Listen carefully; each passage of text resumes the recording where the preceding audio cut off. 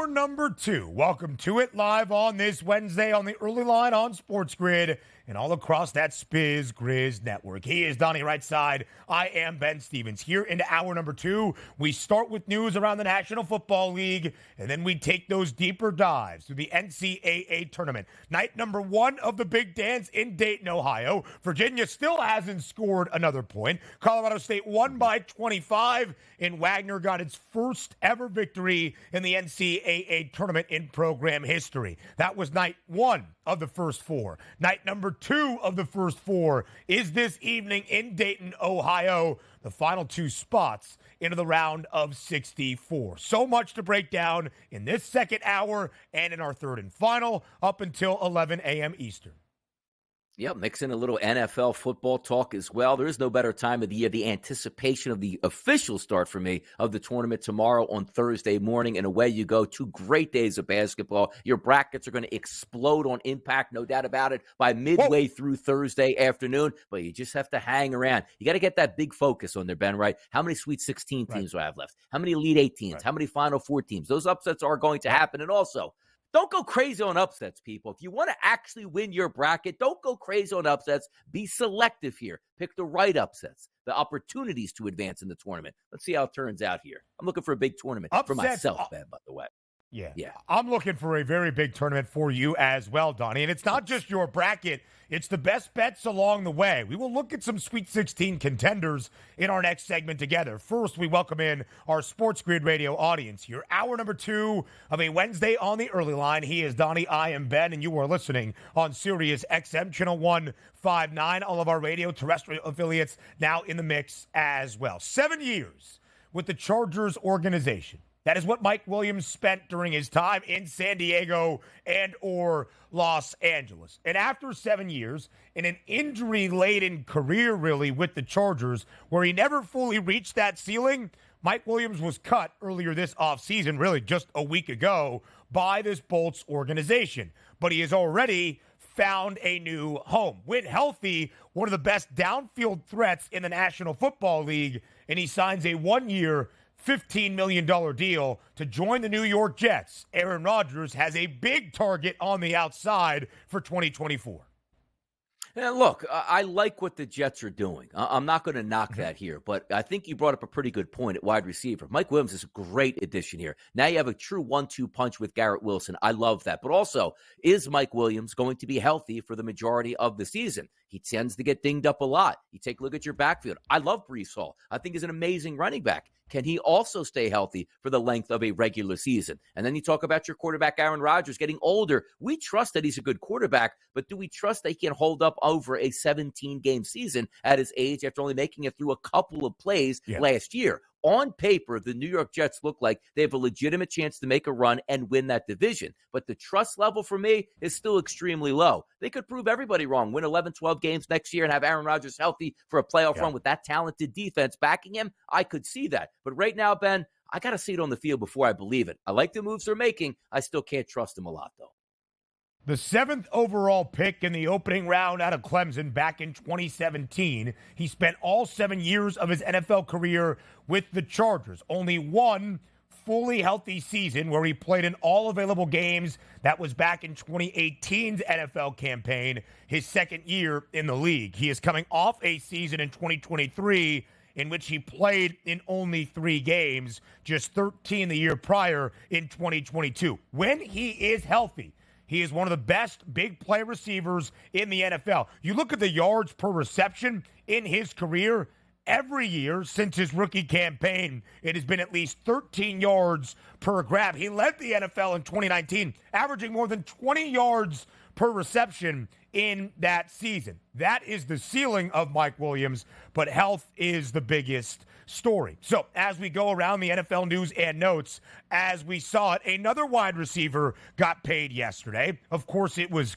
Cleveland and Denver engaging in a trade earlier this offseason that shipped Jerry Jeudy from the Broncos to the Browns, and now Cleveland has agreed to a 3-year contract extension worth up to $58 million. That includes $41 million guaranteed for Jerry Jeudy. Cleveland is spending. We will see what it means with Deshaun Watson at the quarterback spot and a new wide receiver in Jerry Jeudy.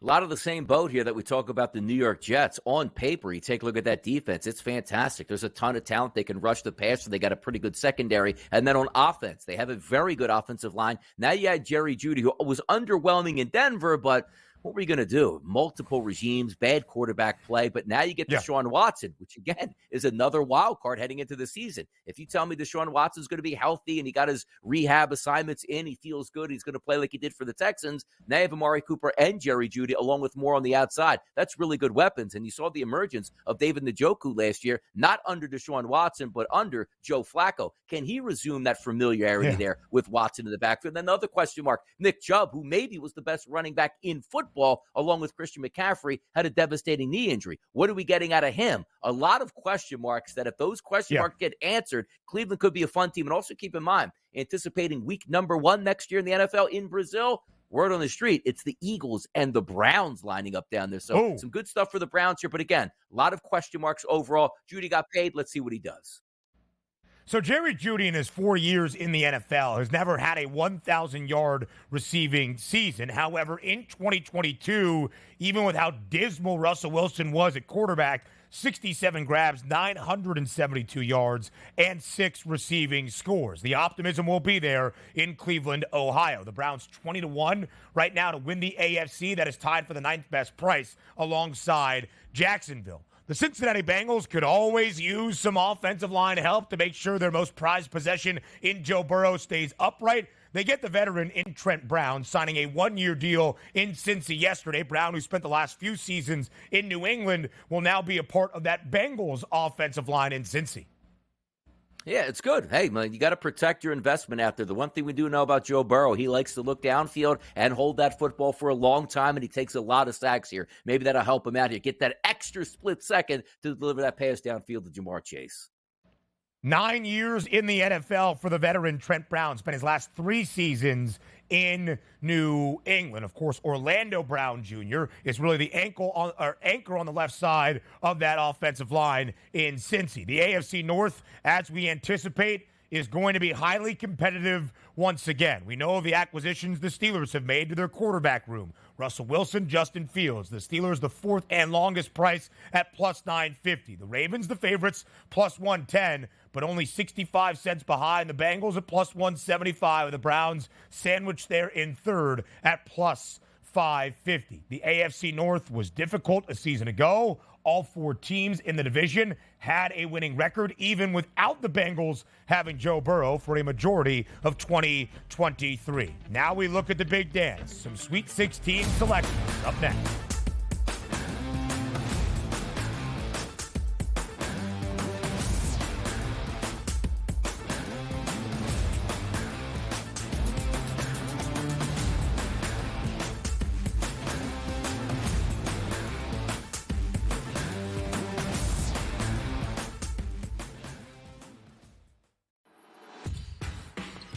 SportsGrid's going to have you covered for this NCAA tournament. That's the movie that we know. When it's win or go home, they love to go home. Tennessee's now in my phony club. They should all get together and drink green tea. Furman's going to have a chance. That is a team I'm betting on right now. We are feeling this.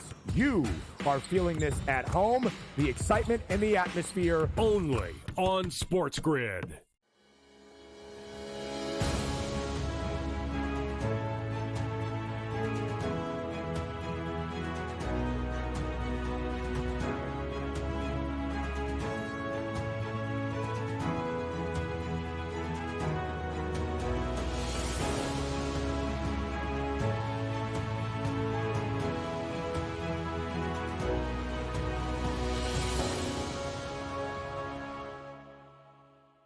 The Bostonian versus the book. In the Big Ten, it's the same thing. No offense to you guys. This feels like the Penn State rule. This feels like This is the guaranteed Penn State to get in. We need Penn to find State's a way to let them in because they can't beat Michigan. They can't beat Ohio State. But Right. if we make them a third, They get in. this is they're the Penn always State going to rule. be better than the West half. Yep. And that 1 year that Lightning in a Bottle catches on the West half, we'll let them in too because they'll bring people. The Bostonian versus the book. I bought into Tennessee with their veteran team. I really did. But that's out the window. That ship has sailed today. A team that wins no games in their conference tournament has never gone on to win the national championship. So you could put Tennessee in that boat. You could put Duke in that boat from last night. You could put Creighton in that boat from last night. They all lost their first conference tournament game. Pharrell Coast to Coast, only on SportsGrid. SportsGrid, your 24/7 sports wagering network. Pro League Soccer, powered by Marca. I would be willing to bet the under 2.5 goals. Fantasy sports today. Especially in head-to-head formats in fantasy, I think I'm going to go with Juan Soto. Game time decisions. People don't like it. I don't really care. I cannot believe anybody is betting the Clippers at this number. Betting above the All rim. I've heard you say on the network is you're either winning or you're rebuilding. In-game live all access. Nobody has been more profitable as a dog than Shaka Smart team. Winning back-to-back road games. I don't care if they're playing Topeka High. I wouldn't give them any chance whatsoever. In-game live, prime time. Back-to-back, just utterly stinker quarters. In-game live, overtime. Honestly, as you sit here and listen, watch right now, you may want to consider placing that bet. It's smarter to be on SportsGrid.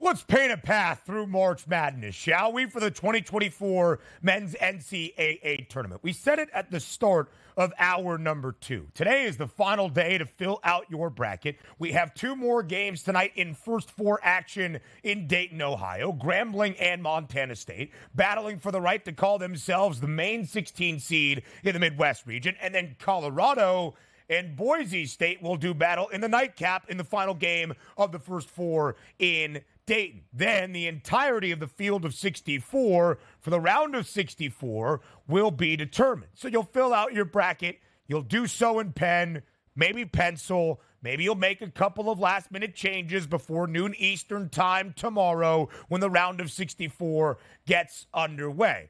And your bracket is probably going to bust. That is what happens when you look at the NCAA tournament. So allow Donnie Rightside and myself to set the stage for you, where you can find future bets, not just who's going to cut down the nets as a national champ, not just who's going to reach the Final Four in Phoenix, but maybe who gets into the second weekend.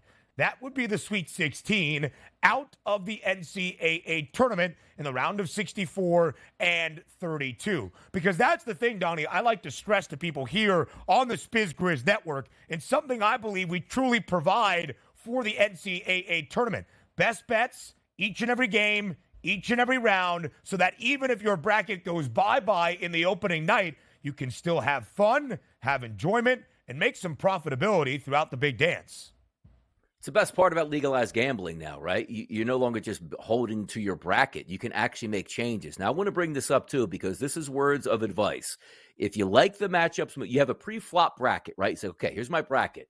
Don't let that cloud your vision on the point spreads, and we see it a lot. If you say, I have in my bracket Purdue getting to the Final Four, but they line up against Creighton, and you see that Creighton might be the better basketball team, and they're getting 4.5 points, and you go, you know what? I actually think Creighton wins this game, but I won't bet it that way because Purdue is advancing to the Final Four. Take your bracket, set it aside. It's like your favorite team in sports. Hey, look, I'm a New York Rangers fan. They're playing the Devils tonight.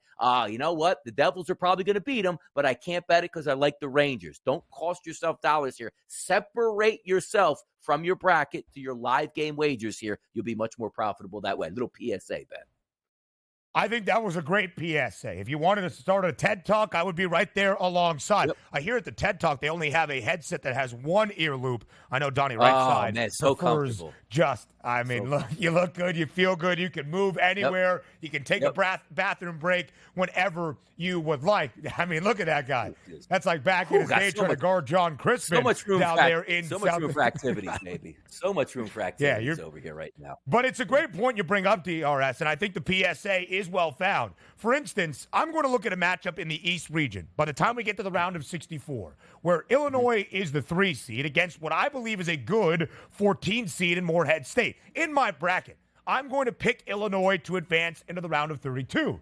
But with an 11.5-point spread and Morehead State's propensity to slow down the basketball game and play really staunch defense, I think that could frustrate the Illini. I might take the Eagles plus 11.5. Again, that is the disparity. Illinois advances in my bracket to the next round, but I also bet Morehead State plus 11.5 to ultimately probably fall short outright, but maybe keep it within that number. And it's part of these thought processes that lead us to how we see the march through the madness playing out. 2 Sweet 16 picks with a little bit of plus money prices on their number that we would like to highlight here to a person. Donnie, we start with your 2 Sweet 16 numbers out of a conference I didn't know you stayed up late enough to watch.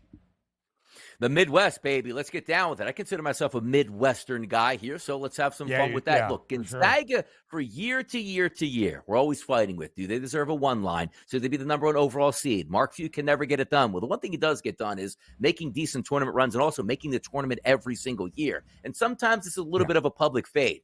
What did we hear about before the brackets were even released? Nobody is going to want to play McNeese when they line up here. Well, Gonzaga gets McNeese. Gonzaga is favored to beat McNeese. Gonzaga is a better team than McNeese, and I think they're going to advance. Now, if you're looking for the Sweet 16, you're not cashing your ticket here, Ben, when you win in the round of 64. You got to win in the round of 32 as well. So you're taking a look and you line up here. I'm already out on Kansas. I said this before. I don't care if their full lineup was intact here. I think they're ready for an upset, possibly in game number 1, but more importantly in game number 2. If Gonzaga does end up beating McNeese, which I think they will, I don't care who lines up, Sanford or Kansas, I like Gonzaga to win that game anyway. Plus 116 price, a little bit of plus money in your pocket. I think Gonzaga gets it. Also, the pressure that Gonzaga used to have in the past coming out of the WCC is not there anymore. It's almost like, hey, guys, we're here to actually disrupt this tournament, not for people to say we didn't belong in this tournament. Give me Gonzaga heading to the Sweet 16 at a plus 116 price.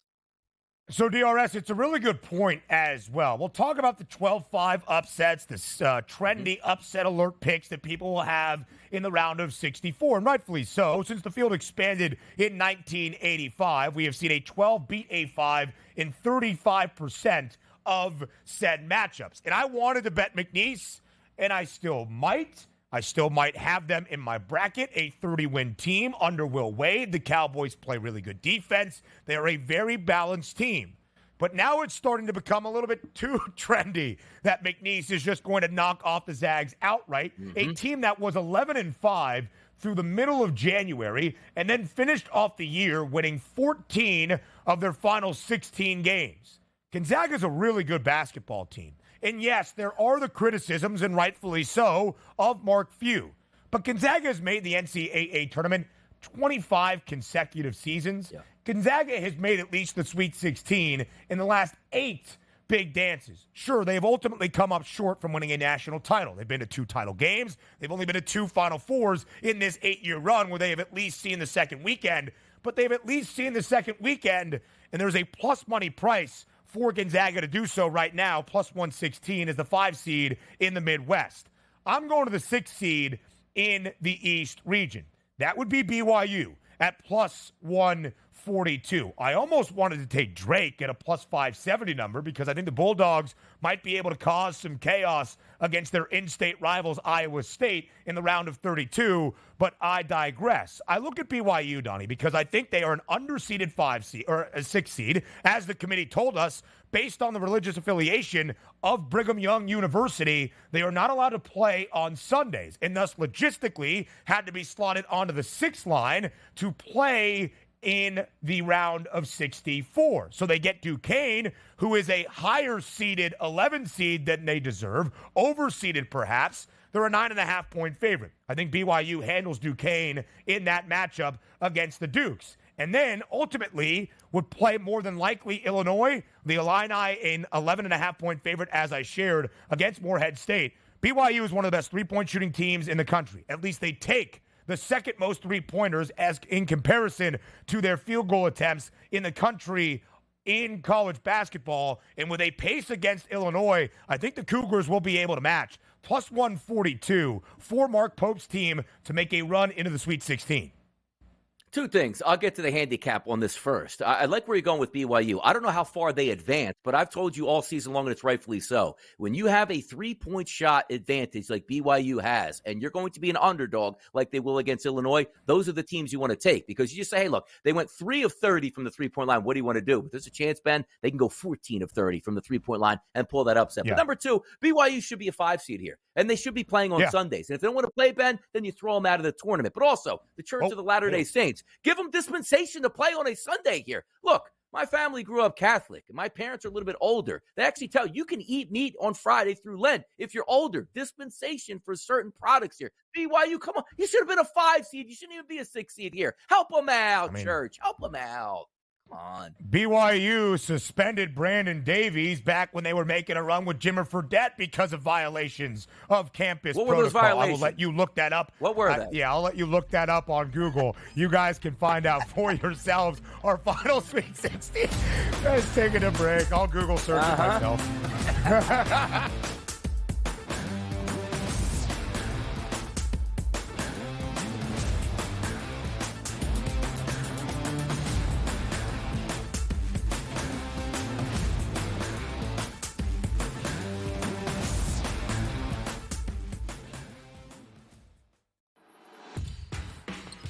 SportsGrid's going to have you covered for this NCAA tournament. That's the movie that we know. When it's win or go home, they love to go home. Tennessee's now in my phony club. They should all get together and drink green tea. Furman's going to have a chance. That is a team I'm betting on right now. We are feeling this.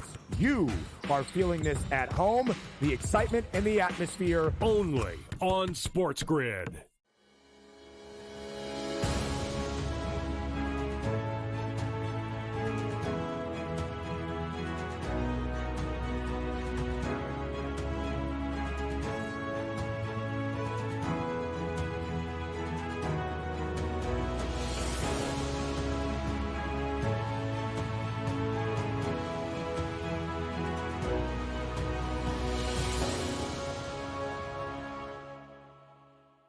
The Bostonian versus the Book. In the Big Ten, it's the same thing. No offense to you guys. This feels like the Penn State rule. This feels like This is the guaranteed Penn State to get in. We need to Penn find State's a way to let them in because they can't beat Michigan. They can't beat Ohio State. But Right. if we make them a third, They get in. Third, This is they're the Penn always State going to be rule. better than the West half. Yep. And that 1 year that Lightning in a Bottle catches on the West half, we'll let them in too because they'll bring people. The Bostonian versus the Book. I bought into Tennessee with their veteran team. I really did. But that's, out the window. That ship has sailed today. A team that wins no games in their conference tournament has never gone on to win the national championship. So you can put Tennessee in that boat. You can put Duke in that boat from last night. You can put Creighton in that boat from last night. They all lost their first conference tournament game. Pharrell Coast to Coast. Only on SportsGrid. SportsGrid, your 24/7 sports wagering network. Pro League Soccer, powered by Marca. I would be willing to bet the under 2.5 goals. Fantasy sports today. Especially in head-to-head formats in fantasy, I think I'm going to go with Juan Soto. Game time decisions. People don't like it. I don't really care. I cannot believe anybody is betting the Clippers at this number. Betting above the All rim. I've heard you say on the network is you're either winning or you're rebuilding. In-game live all access. Nobody has been more profitable as a dog than Shaka Smart team. Winning back-to-back road games. I don't care if they're playing Topeka High. I wouldn't give them any chance whatsoever. In-game live. Prime time. Back-to-back, just utterly stinker quarters. In-game live. Overtime. Honestly, as you sit here and listen, watch right now, you may want to consider placing that bet. It's smarter to be on SportsGrid.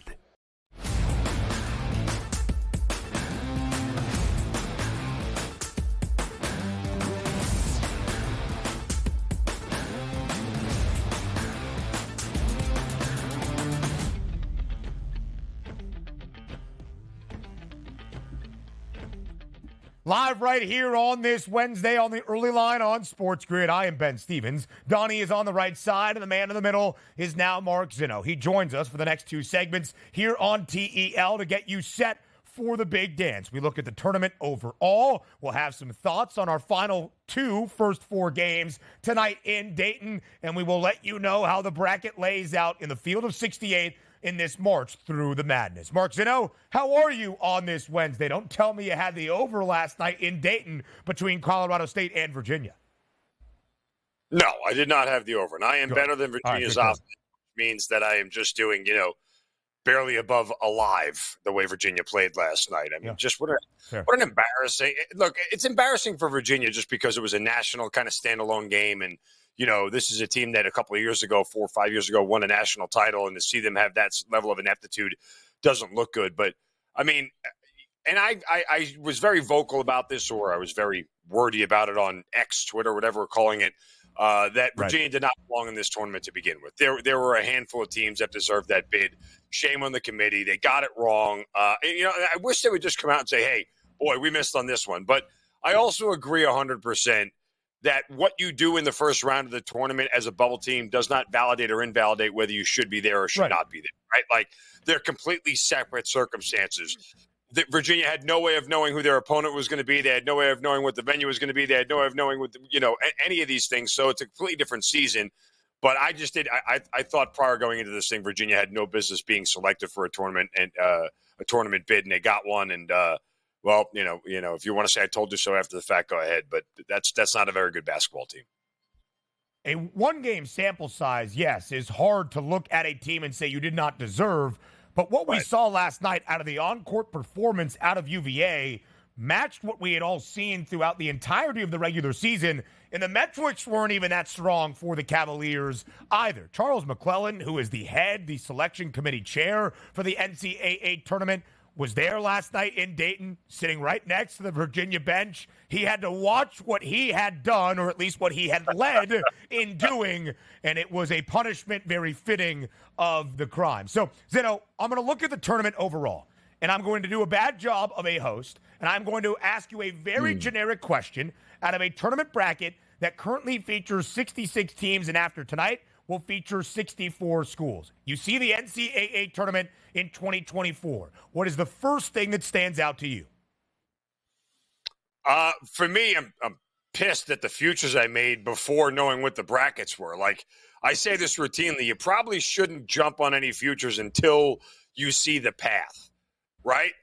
Because you figure out what the path is. And yes, the odds change a little bit, but I'm somebody who went out on a limb earlier and took Auburn to win the national title. Then I took Iowa State to win the national title. And guess what? One of those tickets is already dead because those two teams would have to play each other on the way to the Final Four because they're in the same quadrant of the bracket. So that's what stood out to me. But UConn didn't get any favors done for them either, as we've said repeatedly. I still think, guys, when I just look at the draw across the board, that if Tyler Kolek is healthy, Marquette is a very dangerous and live Final Four national championship level team. I just don't know his status yet. I don't think any of us do. I would assume he's going to sit the first round out and not play again until, when do they play? Friday, not play again until Sunday. I would assume that he's going to be out until the round of 32. But how healthy is he going to be when he gets back? Is it enough to lift them past? It's just really, really hard to tell. And I think in general, I would say that the ACC got overvalued. I think Kentucky got overseeded, way overseeded. I think they lose their second round game to either Texas Tech or NC State. I think that there were certain teams this year that are going to benefit from the seeding that they got. It's a wide open tournament, as a lot of people have said, but I think that leads to more chalk than more upsets, if you ask me, guys. If we're taking a look here at the bids per conference to get in, because we always factor on the ACC getting 5 teams in. Right. Nobody wanted Virginia in. Virginia got in. They got bounced out quickly here. But let me ask you this question, because sometimes we talk about the charm of the tournament. I like to set this up. I'm in my mid-40s now. I'm married with a kid. So charm no longer probably exists in my life at this point, because I'm not looking to go out and charm anybody here. So the reason I bring this up in the first 4 in Dayton, hear me out here, Ben. Hear me out on this one, is the charm of watching Wagner play last night in the game against Howard. Wouldn't it be more charming if we saw St. John's and Seton Hall in the first 4 in Dayton last night? Talk to me about your analysis here overall of the 68. Do you like the charm of everybody gets a chance in the little conferences? Or why don't we just put the best 68 teams in and let it rip here, Mark? I mean, I lean towards you. Like I saw somebody react on Twitter last night saying we rather would have had a feisty mid-major in than Virginia. I go, no, you don't need a feisty mid-major. You just need a more qualified major team like St. John's, Seton Hall, or Pitt to have been in this game, and that would have been the right answer. Right. Like, I know everybody loves Cinderellas and they love the upsets and everything else. I'm with you, Donnie. Like, I would have rather have seen two blue blood programs or two powerhouse programs duke it out for that 11 seed 100% across the board. I don't need Arkansas State in this tournament for it to make it better for me. No disrespect to Arkansas State. I don't need South Florida in this tournament, which I told everybody was not a tournament team months ago without winning their conference tournament. I don't need South Florida in this tournament to make it better.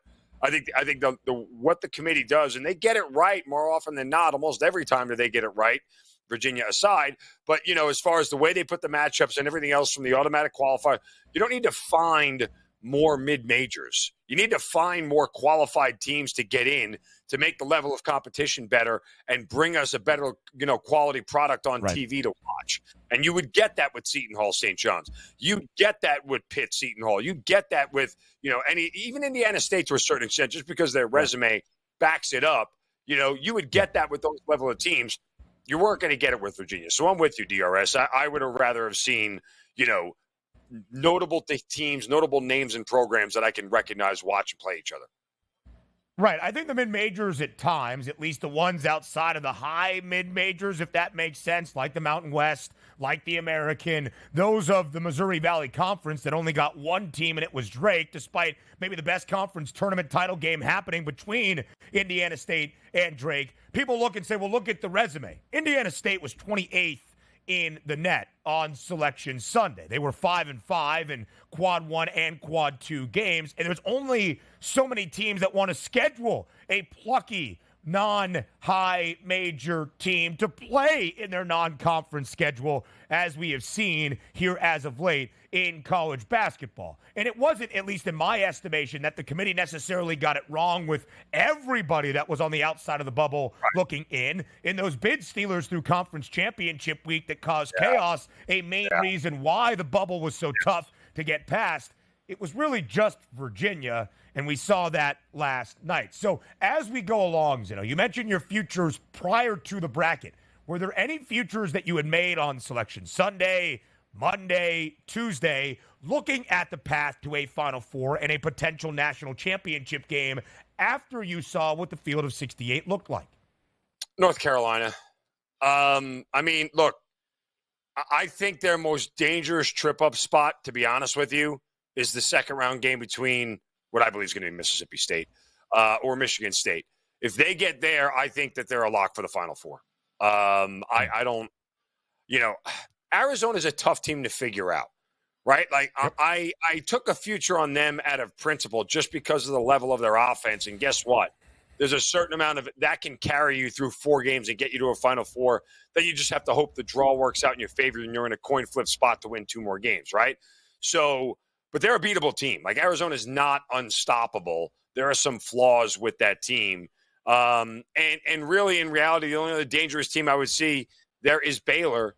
But I don't give a lot of credit to any of the other teams in that bracket. Now, like I said, Baylor and Arizona, one of those would eliminate each other on the way out. I think North Carolina got a very favorable draw, and they can thank the Tennessee Volunteers for that, because if Tennessee ends up winning one more game and not losing it, they're probably a 1 seed, and North Carolina is a 2 seed, and that changed things dramatically as far as where they are in the pecking order, right? So Tennessee's a 2 seed now in a region with Purdue. They'd be a 1 seed in a region with Arizona, and you would see that flip. So I think that was pretty critical as you go down the line there. Let's start picking off some games tonight here. Colorado, the Pac-12, is going to tee it up against the Mountain West, who already has a win in this tournament, as we saw last night with Colorado State. Boise State, now the underdog in this game, a -2.5-point favorite here for Colorado, and a total of 140.5 currently at the FanDuel Sportsbook. What are we looking at tonight from your vantage point here, Mark? I think Boise State got unlucky when facing Colorado. I mean, the Buffs are 8-1. Over the last month with the 15th best efficiency margin in Division I, and they hold edges over the Broncos against Quad 1 and Quad 2 opponents this year. I know Boise State is a very good catch and shoot team here, but they're exploitable defensively when it comes to defending the ball and in transition. So this is a short enough number here for me to back the Hot Buffaloes and take them to move on here. As the Mountain West, we'll see, guys, for as competitive as a conference as it was, and deep as a conference as it was, with only 3 teams really kind of stinking to join up, the Mountain West might not fare too well here on the first day of the tournament. Yeah, Boise State, I thought, got the short end of the stick from the Mountain West teams, kind of like CSU last night as well, because they were punished from what the committee said was the Mountain West booing all of its resumes from strong conference play. But Boise State had the 32nd non-conference strength of schedule in the country, only behind San Diego State out of the Mountain West, and they draw a hot Colorado team that won 8 straight prior to that Pac-12 tournament title game coming up short against Oregon, and they covered in 6 of the 8. Mark Zinno, the mouth in the South, will continue next here on the early line on SportsGrid.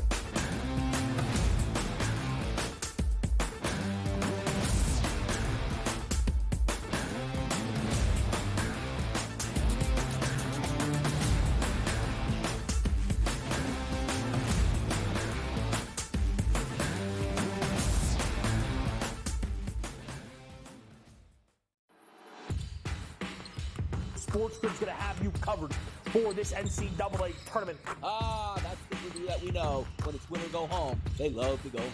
Tennessee's now in my phony club. They should all get together and drink green tea. Furman's going to have a chance.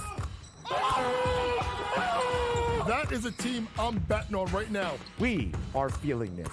You are feeling this at home. The excitement and the atmosphere. Only on SportsGrid.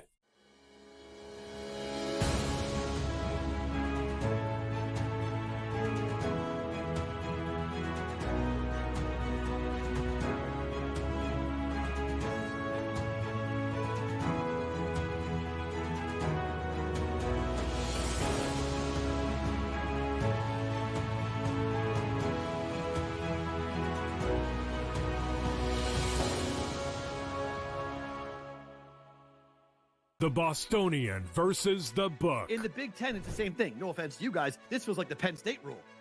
This feels like This is the guaranteed Penn State to get in. We need to Penn find State's a way to let them in because they can't beat Michigan. They can't beat Ohio State.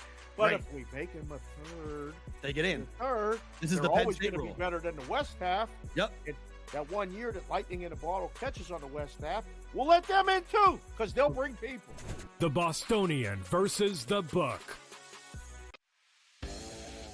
I bought into Tennessee with their veteran team. I really did. But that's, out the window. That ship has sailed today. A team that wins no games in their conference tournament has never gone on to win the national championship. So you can put Tennessee in that boat.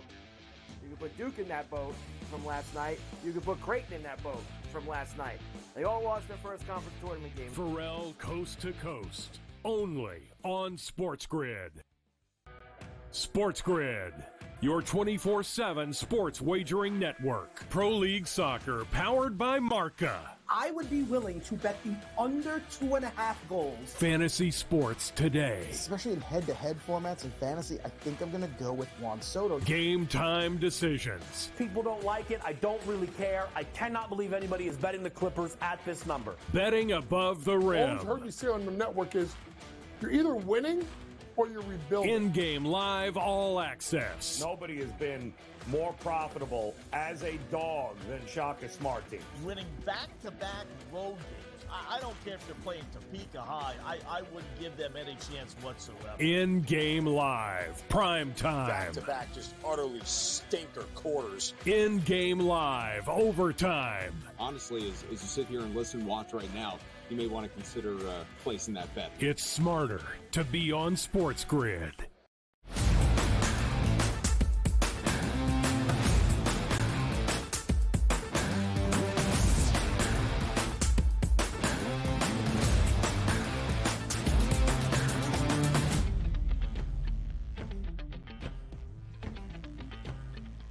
Two conferences in the 2024 men's NCAA tournament got 8 teams in the field of 68. The Big 12 in the SEC. And throughout football season, Mark Zinno, who joins us for a second straight segment, is known as the mouth in the South. His SEC picks, and that continues for SEC basketball now in the big dance. So, Zinno, let's dive right in. The top team out of the SEC, the regular season champs who came up short in their opening game in Nashville in the SEC tournament, the Tennessee Volunteers. They are the 2 seed in the Midwest region, where Purdue is the number 1 seed in that portion of the bracket. For Tennessee to get to a Final Four, it is plus 340. Rick Barnes has only made 1 Final Four in his very lengthy college coaching career. That was back in 2002-03 at Texas. Some of the same narratives that surround Purdue also surround the Vols. Can they change that narrative in this 2024 NCAA tournament? I don't buy into narratives, and I sort of take that breath because, I know what everybody says about Rick Barnes, right? I know what the narrative is about. I mean, I'd say this every time I come on, every week, that, you don't bet narratives, right? Like, that's not a good formula for success because that's not how the game is decided based off a narrative. So, that said, look, Tennessee, they better hope to get a little bit lucky with the draw to get themselves into an Elite Eight game against Purdue, right? I mean, think of what is on their side of the bracket. Look, Colorado State, we just saw them last night. They could see them in the second round. I wouldn't shock me if they beat Texas. But you're talking about one of the best overall shooting teams in the country in Creighton, and a very familiar opponent in South Carolina, which defensively has shown they could check some of the best offenses in the country. So, they're not done any favors with where they are in the bottom half of that Midwest bracket just to get to a chance to play Purdue, which maybe it's the best team in the country or the second best team in the country, for a right to go to a Final Four. So it doesn't – I don't feel – warm and fuzzy about it. I would probably think that I'd rather have South Carolina there than Creighton just for the familiarity's sake. And I'd probably rather have them face Texas in the second round. If they can get things to bounce their way as far as who they're going to play and the path that they get, they have a very realistic chance to play in an Elite Eight game with a chance to go to the Final Four. But it's not an easy path for the Volunteers. Trust me, they wanted to be that 1 seed where North Carolina was. Yeah. Let's talk that East seed right now here. I should say the Eastern region. Top 4 seeds in there. Number 4 is Auburn of the SEC. For my money, Mark, I actually think Auburn is the second best team overall in this region. But here's the issue coming up for them. You're going to have a game second round is probably going to be San Diego State. Very good defensively, and obviously I think Auburn can win that game, but still tough. Then you're probably going to have to take on UConn. If you get past UConn, that's probably, let's just say, Iowa State waiting behind that curtain here. It's one of those teams where I've loved to have taken a future on, Mark, but I look at this seeding and say, you couldn't have given a harder path to a victory than what Auburn is going to face up. Talk to us about your thinking about Auburn here in the tournament, specifically coming out of that East region. Well, like I told you, before the SEC conference tournament started, I grabbed Auburn to win the national title at 24-1.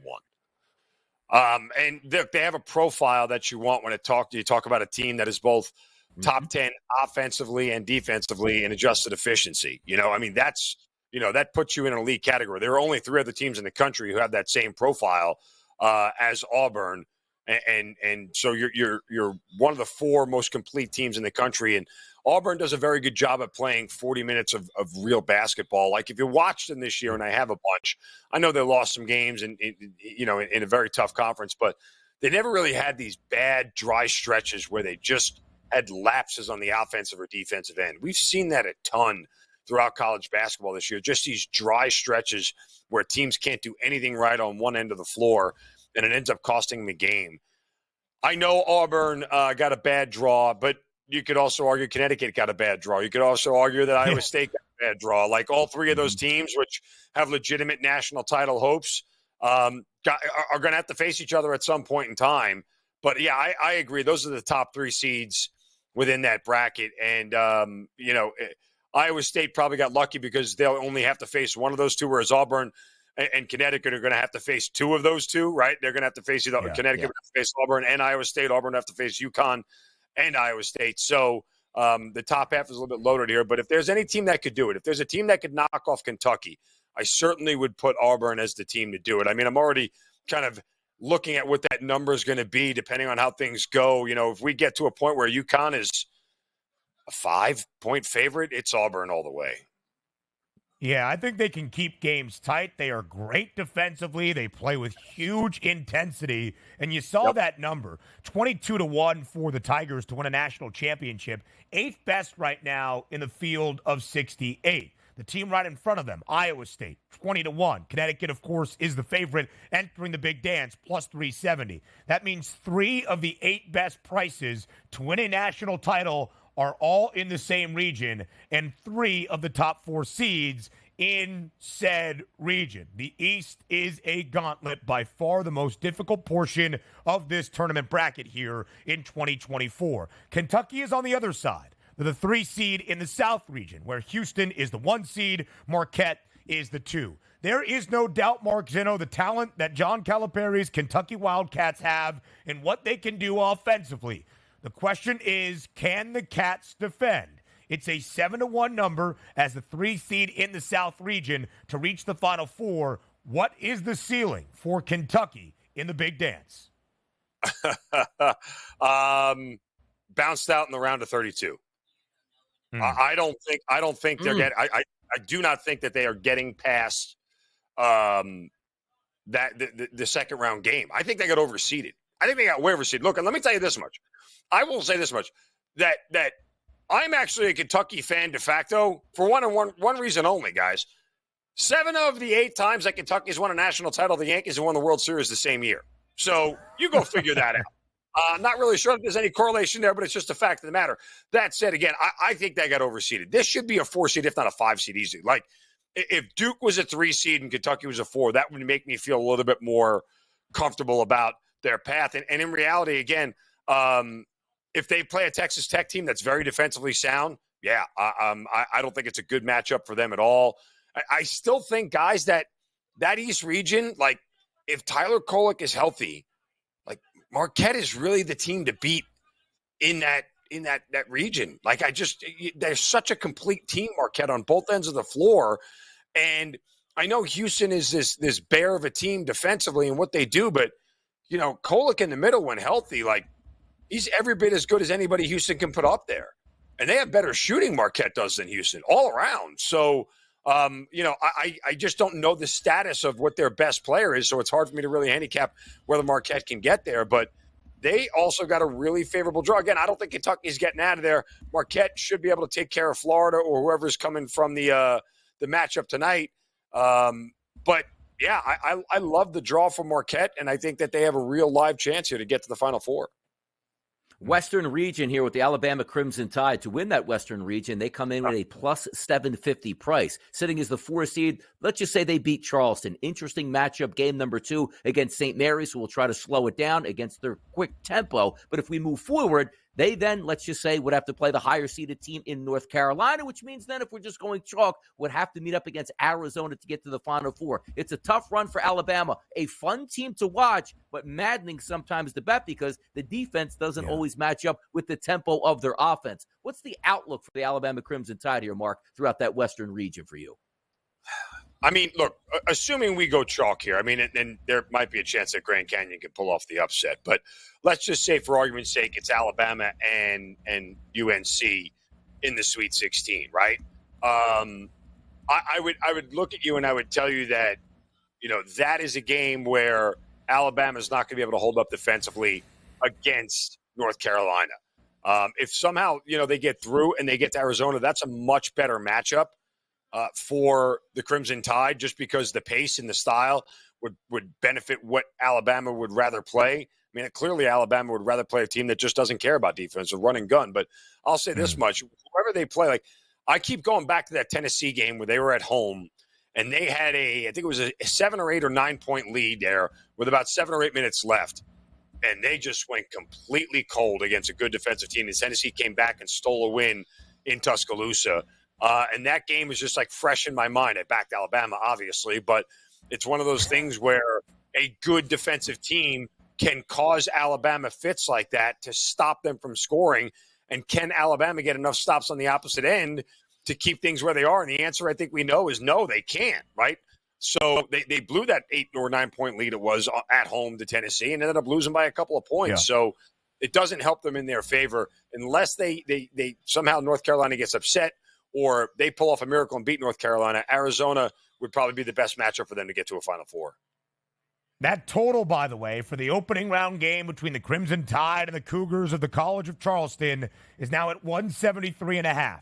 It is the highest over-under we have seen in the men's NCAA tournament since the year 2000.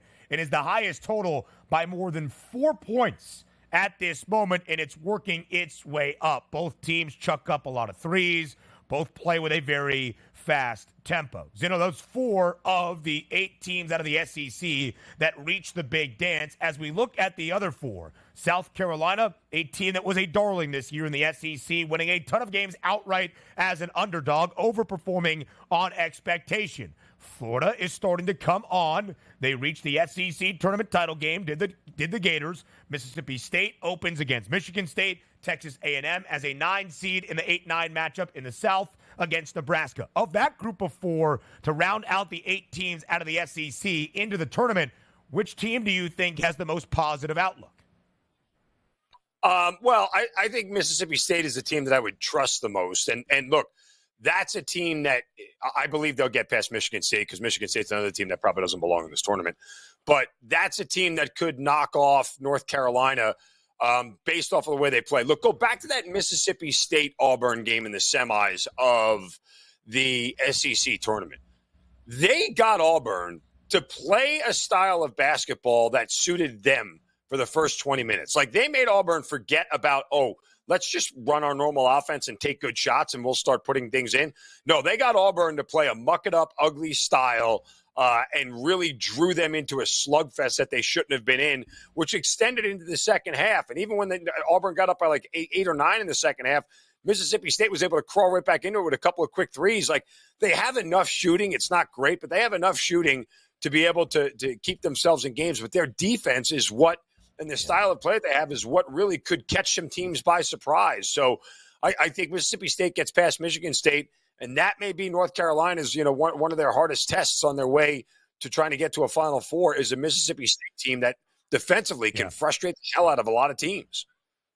18th most efficient on the defensive side of the floor. Chris Jans is sensational in what he has done with this Bulldogs team. We saw that way back during his time at New Mexico State as well. So that is where things stand for the SEC in the NCAA tournament. And Mark Zinno, the mouth in the South, bringing it all to you. The big dance, Mark Zinno. Enjoy all of this madness in March. I'm sure we'll talk again before the round of 16. Absolutely, gentlemen. Good luck. Cash some tickets. And I say go Auburn Tigers. Go Auburn Tigers for me, too, Zinno. National championship ticket, sadly, unlike you. I don't mean to rub this in your face, but all my 3 future bets are in 3 different regions. Again, that looked ugly. I did not mean it to be. We round out this second hour next.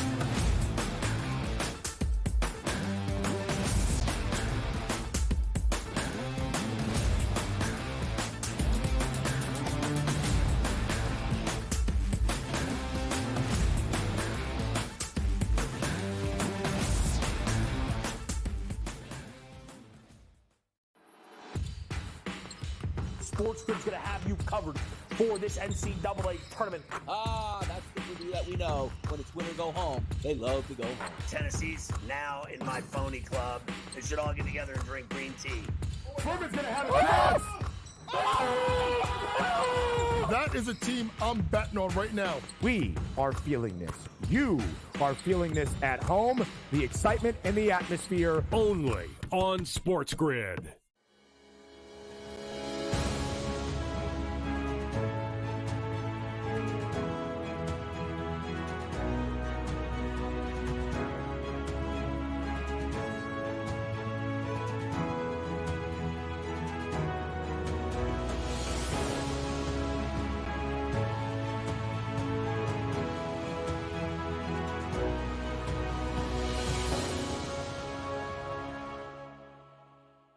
The Bostonian versus the Book. In the Big Ten, it's the same thing. No offense to you guys. This feels like the Penn State rule. This feels like This is the guaranteed Penn State to get in. We need Penn to find State's a way to let them in because they can't beat Michigan. They can't beat Ohio State. But right. if we make him a third, they get in. Third, This is they're the Penn always State going to be rule. better than the West half. Yep. And that 1 year that Lightning in a Bottle catches on the West half, we'll let them in too, because they'll bring people. The Bostonian versus the Book. I bought into Tennessee with their veteran team. I really did. But that's, out the window. That ship has sailed today. A team that wins no games in their conference tournament has never gone on to win the national championship. So you can put Tennessee in that boat. You can put Duke in that boat from last night. You can put Creighton in that boat from last night. They all lost their first conference tournament game. Pharrell Coast to Coast, only on SportsGrid. SportsGrid, your 24/7 sports wagering network. Pro League Soccer, powered by Marca. I would be willing to bet the under 2.5 goals. Fantasy sports today. Especially in head-to-head formats and fantasy, I think I'm going to go with Juan Soto. Game time decisions. People don't like it. I don't really care. I cannot believe anybody is betting the Clippers at this number. Betting above the All rim. I've heard you say on the network is you're either winning or you're rebuilding. In-game live all access. Nobody has been more profitable as a dog than Shaka Smart team. Winning back-to-back road games. I don't care if they're playing Topeka High. I wouldn't give them any chance whatsoever. In-game live. Prime time. Back-to-back, just utterly stinker quarters. In-game live. Overtime. Honestly, as you sit here and listen, watch right now, you may want to consider placing that bet. It's smarter to be on SportsGrid.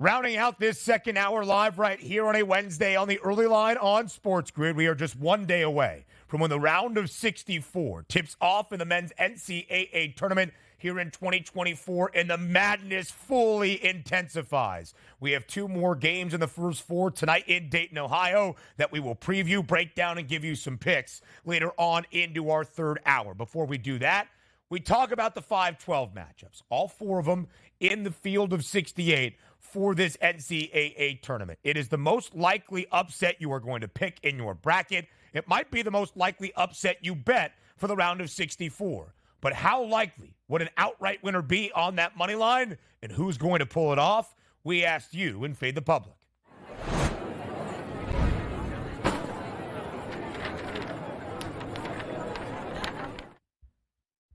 DRS, we will talk to the public and about this idea of the 5 versus 12 throughout our next segment together, because you mentioned a couple of teams that when we talked about the Sweet 16, you'd like to make a run, and both were on the 5 line, and both were out of the WCC. So when you look at those 5-12 matchups, it's JMU versus Wisconsin. It's GCU in its matchup against St. Mary's. McNeese gets Gonzaga, and UAB has the matchup of the 5 in the East region against San Diego State. So which 12 seed is most likely to pull off the round 1 upset? The public is going with James Madison, but not all that much. JMU, GCU, and McNeese, Donnie, everybody's looking for a 12-5 upset to start the big dance.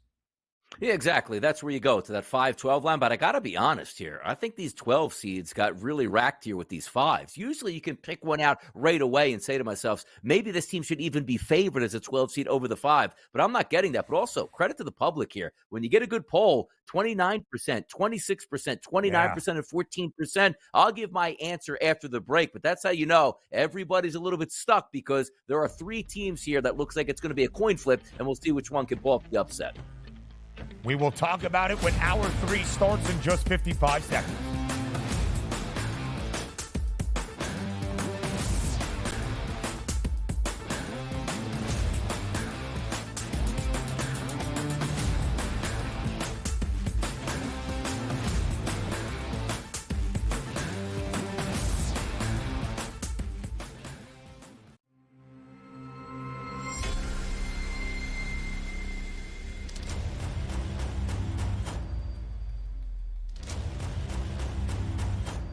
It's smarter to be on SportsGrid.